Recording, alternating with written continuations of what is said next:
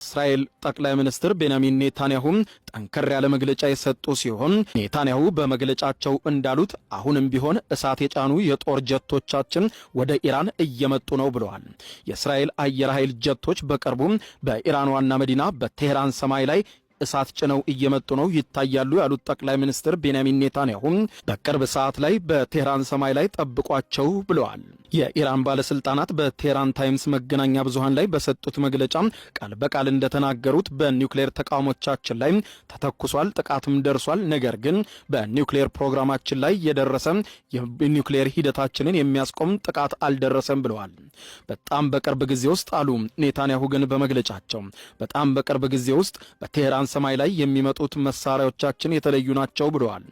የአያቶላው ስርዓት እያንዳንዱን ቦታ እንደመስሰዋለን በማለት አስፈራርተዋል። በእስራኤል ላይ የተደቀነውን ሁለት አቅጣጫ ያለው ስጋት ባላስቲክ ሚሳኤሎችንና የኒውክሌር ፕሮግራምን ለማስወገድ በኃይል እየሰራን ነው በማለት ገልጸው አሁን የመሰነዘርነው ጥቃት ደግሞ ከዚያ ይብሳል ብለዋል።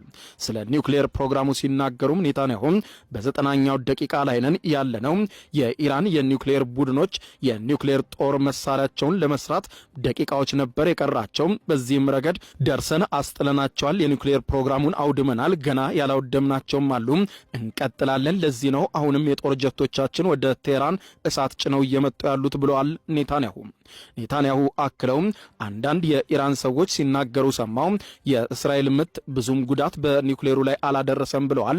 ነገር ግን ይህ ስህተት ነው ብለዋል። አክለውም ኔታንያሁ በትናንትናው ዕለት ሌሊቱን ኢራን ያደረሰችውን ጥቃት አስመልክቶም በሰጡት መግለጫ ከከተማ ከንቲቦች ጋር ተነጋግሬያለሁ በማለት ገልጸው የደረሰው የሶስት ሰዎች ሞት የተሰማኝን ጥልቅ ሐዘን እገልጻለሁ በማለት ገልጸው ኔታንያሁ የከተሞች ነዋሪዎችና መላው የእስራኤል ዜጎች በሙሉ በጽናት ይህንን ጊዜ እንድናልፈው ጠይቃለሁ ሲሉ ጥሪ አቅርበዋል። እርዳታም ይመጣል፣ የከተሞችም ባለስልጣናትም ትብብር ያደርጋሉም ሲሉ ገልጸዋል። የእስራኤሉ ጠቅላይ ሚኒስትር የቤንያሚን ኔታንያሁ ማስጠንቀቂያ አዘል መግለጫ